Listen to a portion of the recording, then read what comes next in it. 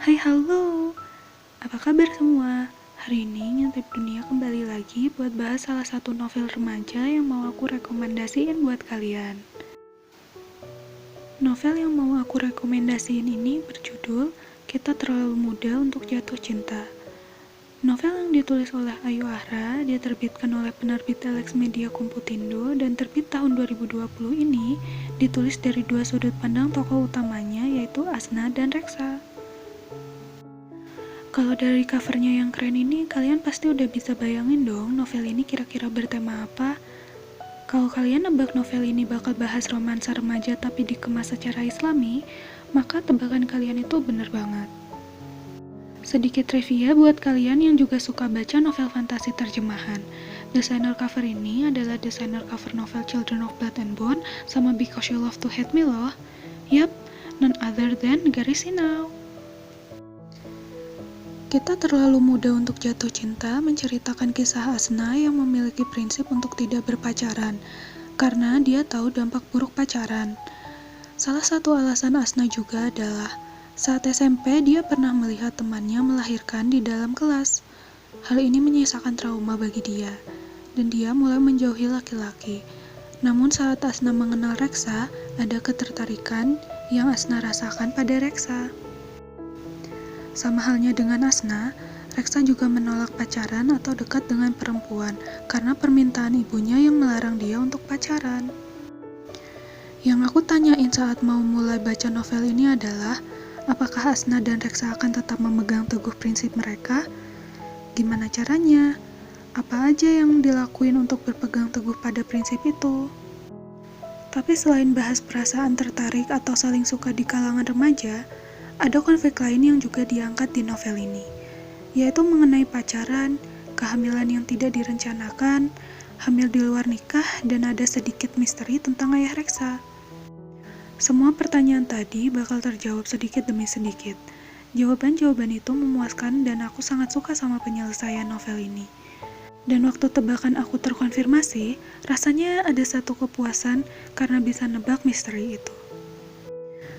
Novel yang latarnya di Jogja ini bisa dibilang sangat dekat dengan kehidupan sehari-hari remaja pada umumnya, apalagi kalau pembaca tinggal di Jogja atau kota-kota di Jawa Tengah.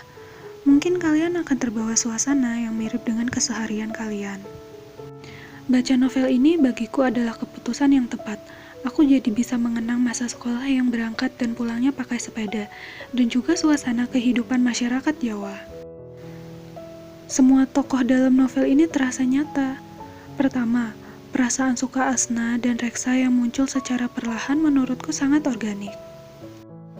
Perasaan mereka tumbuh seiring waktu, sedikit demi sedikit, dan sebagai penyuka slow burn romance, pertanyaan will they won't they muncul terus. Yes, I'm rooting for them, but at the same time, I have to respect their decision.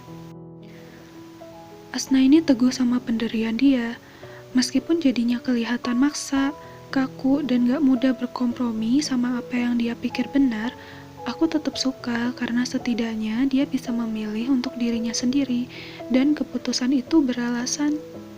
Aku suka ngelihat gimana Asna menyikapi rasa yang muncul pada Reksa. Dia lakuin banyak hal untuk menekan apa yang dia rasain. Aku juga kagum gimana Asna bisa curhat sama ayahnya tentang kehidupan dia.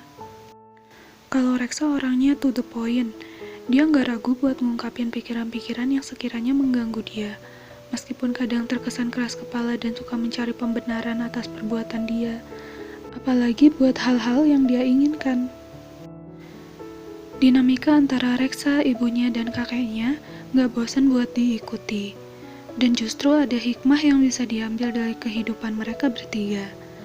Mengutip Reksa di halaman 42, dia terbiasa hidup dengan kakeknya yang galak, disiplin, dan tegas, juga bersama ibunya yang penyabar.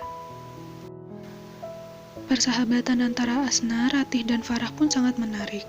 Mereka berteman gak cuma saat manis seperti gulali, tapi juga saat pahit seperti buah mengkudu. Saat salah satu dari mereka jatuh, yang lain siap untuk mengulurkan tangan, dan gak begitu aja ninggalin. Dari beberapa novel remaja yang sudah ditulis oleh Ayu Ahra, novel ini adalah favorit aku. Mulai dari jalan cerita, topik, Tokoh dan eksekusinya rapih. Karena ditulis dari sudut pandang Asna dan Reksa, aku nggak ngerasa ada blind spot buat tahu pandangan mereka ke satu sama lain. Aku pun sangat suka sama ending novel ini, yang sangat masuk akal dan realistis. This book is a must read for every teenagers out there who wants to know what falling in love feels like, and what you should do with that feeling. Meskipun cerita ini banyak bahas topik pacaran lewat kacamata Islam, orang-orang beragama lain pun menurutku bakal masih bisa menikmati kok, karena pesan moral yang berusaha disampaikan gak hanya buat remaja muslim, tapi juga untuk pembaca luas. Untuk yang penasaran ingin baca, selain bisa beli fisiknya di toko buku kesayangan kalian, kalian juga bisa beli e-booknya di Google Play Books, atau pinjam buku ini di iPusnas. Dan bagi yang berlangganan Gramedia Digital, kalian juga bisa nemu buku ini di sana. Cukup sekian bahasan kali ini. Terima kasih buat yang udah dengerin sampai akhir dan menyempatkan buat mampir. Coba komen cerita kalian pertama kali saat ngerasain suka-sukaan dong. Apakah rasa itu datang di saat yang tepat? Aku pengen tahu, hehe. Sampai jumpa di lain waktu.